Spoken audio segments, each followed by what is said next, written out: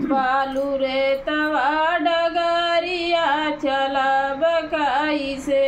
बालू रे तवा डगरिया चलब कैसे। बालू रे तवा डगरिया चलब कैसे। बालू रे तवा डगरिया चलब कैसे। ओई पानी घाटवा पर साखिया सहेलिया। ओई पानी घाटवा पर सखिया सहेलिया। ओई पानी घाटवा पर साखिया सले हरी। ओई पानी घाटवा पर सखिया सले हरी। रसरी बछोट पनिया भरब कैसे।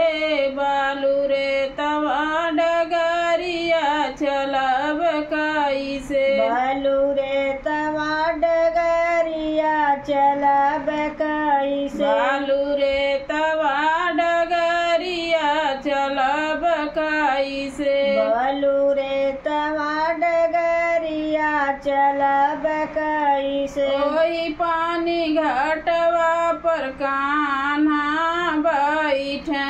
ओही पानी घाटवा पे कान्हा बैठे। ओही पानी घाटवा पे कान्हा बैठे। ओही पानी घाटवा पर कान्हा बैठे। बांसुरी हमारे तान जियब कैसे।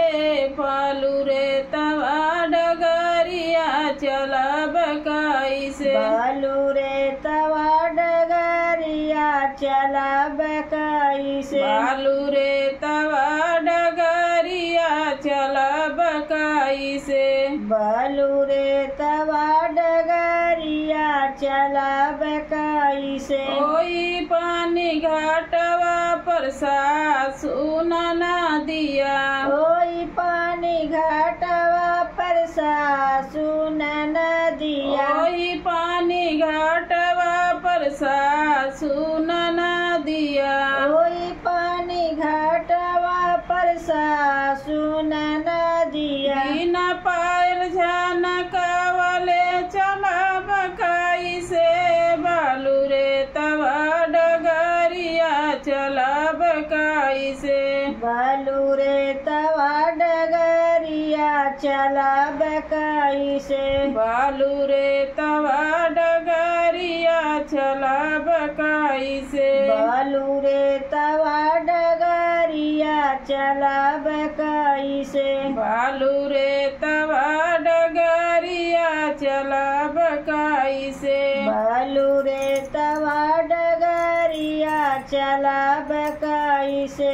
अगर चैनल पर आप लोग नए हैं तो सब्सक्राइब जरूर कर लीजिएगा और कमेंट करके बताइएगा कि आप लोगों को ये गीत कैसा लगा और लाइक और सब्सक्राइब करते रहिएगा।